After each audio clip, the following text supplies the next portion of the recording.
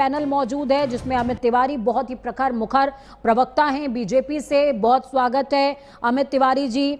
अमित तिवारी जी जब प्रकांडता के साथ में अपना टाइटल तिवारी इनहेंस करते हैं और बंगाली होने का हुजूम भी बताते हैं और उस भाषा में बोलते हैं तो वो डिबेट को अलग कलेवर में लेकर के जाता है। रोहन जी प्रवक्ता हैं आप कांग्रेस से, बहुत स्वागत है। रोहन सिंह जी आपका भी। विश्वजीत घोष हमारे साथ में जुड़े हुए हैं, प्रवक्ता हैं आप टीएमसी से। विश्वजीत जी आप जितनी सरलता से बोलते हैं मुझे लगता नहीं आज उतनी सरलता की जरूरत है, थोड़ा सा आपको झालमुड़ी वाला तीखापन लाना पड़ेगा। सौरभ त्रिपाठी हमारे साथ राजनीतिक विश्लेषक जुड़े हुए हैं, बहुत स्वागत है सौरभ जी आपका भी। शुरुआत बीजेपी के साथ करेंगे अमित तिवारी और ग्राउंड पर मोर्चा संभाले हुए हैं अमित शाह। क्या लगता है स्थितियां अभी नियंत्रण में? क्योंकि जिस तरीके से बम्पर वोटिंग दर्ज हुई है अमित जी, बम्पर वोटिंग हमेशा कुछ नया इशारा करती है। निश्चित तौर पे पूजा जी, जिस तरीके से ये वोटर टर्नआउट है, आपने देखा आसनसोल में किस तरीके से अग्निमित्रा के गाड़ी पर हमला हुआ, हमारे अन्य नेताओं पर जो प्रत्याशी हैं उन पर हमला हुआ। कई जगहों पर तो आसनसोल में इतनी झड़प हो गई कि वहां पर केंद्रीय बाहिनी को लाठीचार्ज करना पड़ गया। तो इस तरीके की परिस्थितियां होने के बावजूद भी ये जो टर्नआउट है ये अपने आप में अप्रत्याशित है। ये जो टर्नआउट है वो इस चीज को संकल्पित करते हुए टर्नआउट है कि सारे जितने भी लोगों ने आज निर्वाचन में हिस्सा लिया सबने एक स्वर से ये कहा, सकल देशे रानी से जे आमार बंगो भूमि, उस तरफ बढ़ने के लिए हमने ये निर्वाचन में अपना भाग दिया है। जिस तरीके से ये निर्वाचन माँ और अपनी बहन की अस्मिता को बचाने के लिए ये निर्वाचन था, जिस भूमि पर हम गर्व करते हैं उस भूमि की संस्कृति को बचाने का ये निर्वाचन था। जब कोई कलकत्ता में टीएमसी का मेयर खड़ा होकर ये कहता है कि 10 साल रुक जाइए, यहाँ पर उर्दू प्रमुख भाषा होगी, तो उस बांग्ला भाषा को बचाने के लिए ये निर्वाचन था। ये मेरी अस्मिता का सवाल था, ये मेरी अस्मिता का निर्वाचन था जिसके लिए ये टर्नआउट आपने देखा। पहली बात।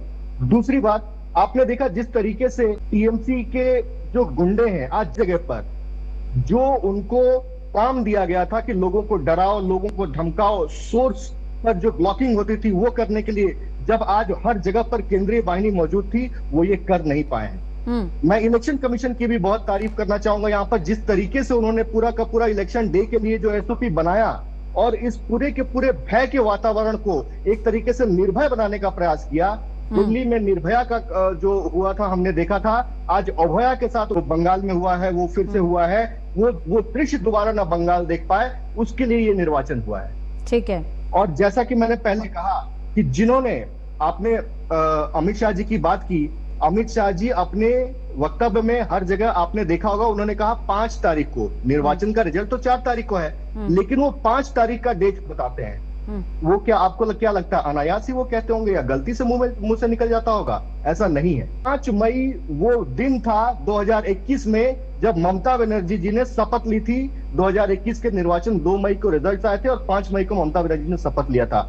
इसीलिए उस डेट को चिन्हित करते हुए अमित शाह जी ये कहते हैं कि 5 मई को टीएमसी की विदाई हो जाएगी, पूरी की पूरी तरीके से पूरा सफाया हो जाएगा। तो ना कोई वहां पर बचेगा जो ये कहेगा कि हिंदुओं के सर को काट कर भागीरथी में बहा देंगे, ना कोई वहां पे वो बचेगा कहने वाला कि 1 सेकंड में एक कम्युनिटी तुम्हारे को पूरा का पूरा कहानी खत्म कर सकती है। ठीक है। अमित तिवारी जी आपका काउंटर है सर।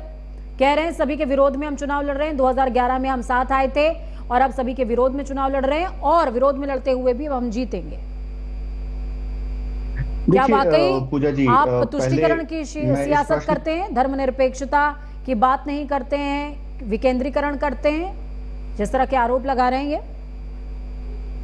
जी मैं उसी पे आ रहा था पूजा जी। देखिए जिस तरीके की बातें रोहन जी ने कही, रोहन जी ने क्या कहा कि बीजेपी ने पूरा कायनात लगा दिया है, तो शायद उनको एक कहावत नहीं पता है कि जिस चीज को आप शिद्दत से चाहते हैं ना तो पूरी कायनात साजिश करती है आपको उससे मिलाने के लिए। और बंगाल के लिए तो भाजपा के कार्यकर्ताओं ने अपना खून बहाया है, तो कैसे नहीं होगा हमारे पक्ष में परिवर्तन? निश्चित तौर पर होगा।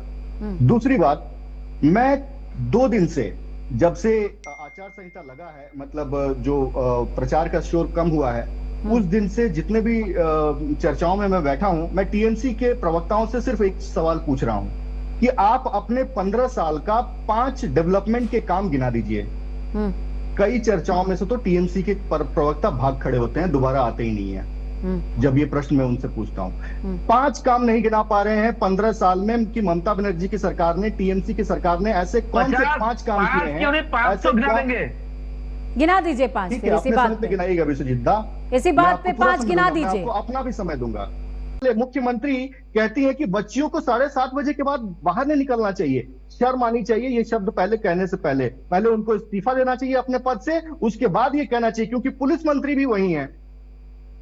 अभया को आज तक इंसाफ नहीं मिला। उनकी माता को हमारे दल में टिकट दिया गया वो इंसाफ को पाने के लिए। क्या ऐसा होना चाहिए क्या पूजा जी कि अगर आपको इंसाफ चाहिए तो किसी ना किसी पॉलिटिकल पार्टी के अंडर आपको काम करना पड़ेगा और तब जाकर आप इंसाफ की अपेक्षा कर सकती हैं? एनसीआरबी का ये डेटा कहता है कि बंगाल का कन्विक्शन रेट 3.7% है। मतलब अगर 100 लोग थाने में जाते हैं इंसाफ की उम्मीद लेकर तो सिर्फ 3 या 4 लोगों को मिलता है। 97% से लेकर 96% तक लोगों को इंसाफ की उम्मीद बंगाल की भूमि से नहीं होती है। क्या ऐसा होना चाहिए क्या?